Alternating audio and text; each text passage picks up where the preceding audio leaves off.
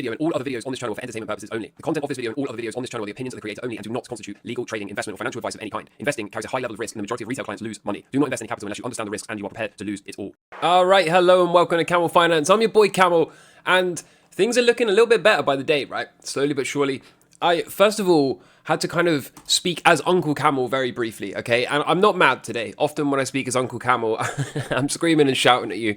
But really, I'm just disappointed, okay? Because all day yesterday, what we saw was a whole heap of people commenting things like, what a brutal rejection for Bitcoin. Bitcoin is dumping again. Bitcoin is crashing. And I said, look, okay, sure. But did you really expect us to hot knife through the most important resistance of this entire Bitcoin cycle? That resistance, by the way, goes all the way back to March. What exactly am I talking about? I'm talking about this right here. Okay, now every trader is going to draw these lines slightly different, and it is a personal preference thing. I think the way I prefer to draw it is to just take this wick from back here in March and then connect the outermost wicks. This is kind of my preferred look, okay? But the reason I call this the most important breakout of the entire cycle is if we do not break above this line, we will, needless to say, stay below it. And if we stay below it, what does that tell us we're going to do? Okay, keep bleeding. That was the top. The top was left translated. 99% of the market missed it, including me. And there's no six-figure Bitcoin. There's no generational wealth, bro.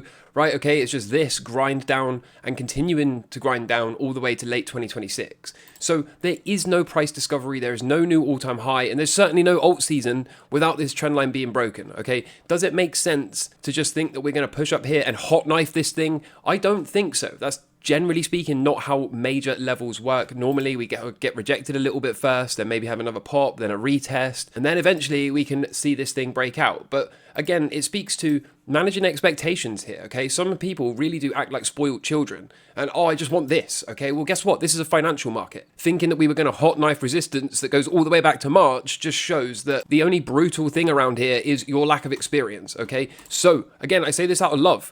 If you are sat there watching the 5-minute candles all day, okay, go and get a girlfriend. Find a hobby. Do anything but sit around posting stuff on Twitter, saying things like it's crashing, it's dumping again, brutal rejection. I mean, manage your emotions, okay? Let some of that testosterone out. Go and find yourself a lady friend. Life gets a little bit easier that way, okay? The only thing that matters, unless you are an intraday trader, and why are you looking at the price intraday? Does it matter? The only thing that matters is the closes. And of course, yes, yesterday we saw a rejection, a nice big Burj Khalifa pattern, but then we ended up closing green. Okay, so all of that wasting of people's time, all of that brutal rejection, all of that Bitcoin is crashing again, oh, biggest bull trap ever, okay?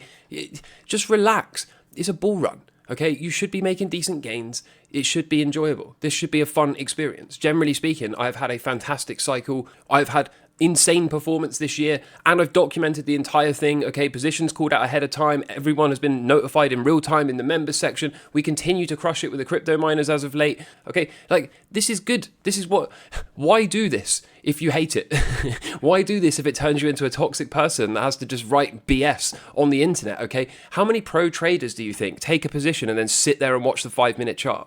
Let me tell you, none, okay? The only thing that matters is the closes, and I certainly don't take a position and then go and find myself scrolling through Twitter, telling everyone the thing's dumping or the thing's pumping or they're wrong, just to stroke my ego or try to reaffirm whatever my bias is. So listen up, nephew. Your Uncle Camel has said enough. Again, I'm not mad. I'm just disappointed, right? Okay? Go and touch grass. Do something. Enjoy your life. There's no point in having money if you're just going to sit here and be upset all the time. This remains the most important trend line according to Camel. We will at some point break out, I hope. I really think we will, and I hope so, but make no mistake about it, okay? Having this expectation that it's going to look like this, a straight line to 100k, is just unrealistic. It just shows that you've never really experienced any kind of market price action before. Not to mention, the yellow squiggle remains undefeated, okay? Take a look at this. Ready? Bang. Again, many of you have been watching this channel on a daily basis, and then you still see one red candle in amongst this yellow squiggle, and then you... You're like, oh, worst rejection, brutal rejection, oh, it's crashing, okay? Like, just go and find another job. Honestly, like, maybe this isn't for you, okay? Maybe this is not for you. So far, so good. Looks like the miner revenue bottom is in, and you know what that means.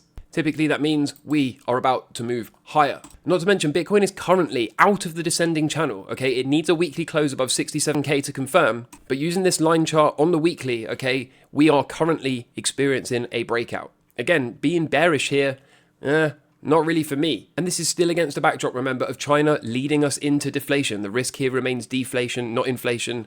And we're starting to see this thing manifesting, okay? Because Canada came in 1.6% on their CPI. What about CPI in the UK, which has just come in at 1.7%, okay? So whilst everyone is talking about printer go burr, whilst everyone is talking about inflation being sticky and about to pop up again, okay, nothing has changed. We are still one of the few crews that are on top of these markets. We're still one of the few that actually seem to have a good read on what is going on, both in the charts and in the macro. So can't we all just enjoy the bull run? There might not be that much left of it anyway. And something else that the Camel Crew keeps getting right whilst everyone else is chatting shite is we are slowly but surely taking the pause and additional hikes off of the table, okay? No surprise there. Tell that to the bond market. And this is all against a backdrop of 43% of the Russell 2K companies being unprofitable, okay? The most since the COVID crisis. This is insane. Yes, it is. Why? Because we're about to enter a recession right when everyone has gotten incredibly full of themselves, right? And everyone is saying silly things like the Fed can't afford a recession. Look at the printing. Inflation's going to be sticky. The entire way up, people have been saying things like, you're never going to get it. You're never going to get new highs. You're never going to get third angles, blah, blah, blah. Bitcoin's never going to break out. And finally, now right at the top, when the risk is higher than ever, when I have become incredibly twitchy, incredibly nervous, and incredibly bearish, sentiment is slowly but surely swinging to a highly, highly, highly one-sided bullish extreme. And perhaps that is why my attitude is becoming more and more flippant and dismissive. Do you really think, I mean, how do you think this is going to resolve, coupled with everything else? In the meantime, of course, the big focus is, can we get this breakout, okay? Or are we going to get a very harsh rejection? It's always possible that instead of that yellow squiggle I've got drawn, by the way, we perhaps see something more like this down into a cycle low, and then that puts Bob Lucas's scenario back on the table, or of course it puts on that yellow squiggle from slightly later in life. But now though, I stand with this. Why? Well, because it's been right. And until it proves me wrong, then we'll continue to stand with this. Happy days for Bitcoin. Is that a swing and a rejection for the yields? Too early to tell, but encouraging look so far. I would think these are probably going to start to, again, tell the Fed what's really going on here. And if the bond market does indeed start to price the yields to the downside, then you better believe we're putting 50s and even 75s on the table for the next few cuts. Gold indeed looks to be about to confirm a new cycle with a close above the prior high. So there is a thesis to be long here. I'm not entirely sure if I want to play it by this. I am positioned in the members section via a different derivative instrument, so I will be able to profit if this thing does try to blast off. But we're pretty late in the weekly cycle. We've already wasted now. We're on something like today is day 4, and I would expect this thing to left translate day 9 or day 10 at the latest, because we've had, of course, 1 right translated, 2, 3 right translated, so you typically go 3 rights and a left. Wholly speaking, if anything, I'm thinking shorting from up here might be the better play. But anyway, as always, I'll update you if I change my mind. The stock market still early in its daily cycle, still on its way, most probably, to completing this blow off top third angle. I'm pretty sure it's pretty stretched. I really think we'll be topped by mid-November, let's say, to mid-December. I'm pretty sure that's when this thing's going to break down. And I see, again, a whole heap of people saying things like, well, they're going to pump it for the elections. Look, nobody cares.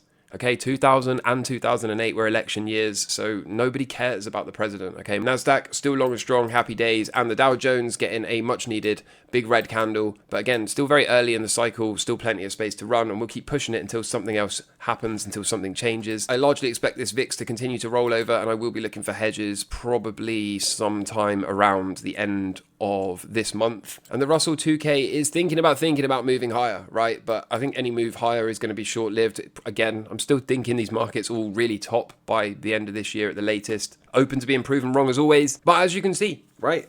Try to enjoy life. Try to enjoy trading. Try to make some money, okay? And forget the rest. It doesn't matter.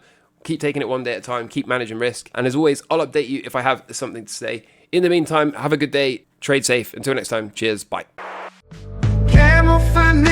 He's the man to see, rocking the markets with his contrarian spree. Trades like a pro, no fear, no shame, sticking to his guns in his money game. He's a badass, oh yes indeed. Camel Finance got the markets key, taking us normies on a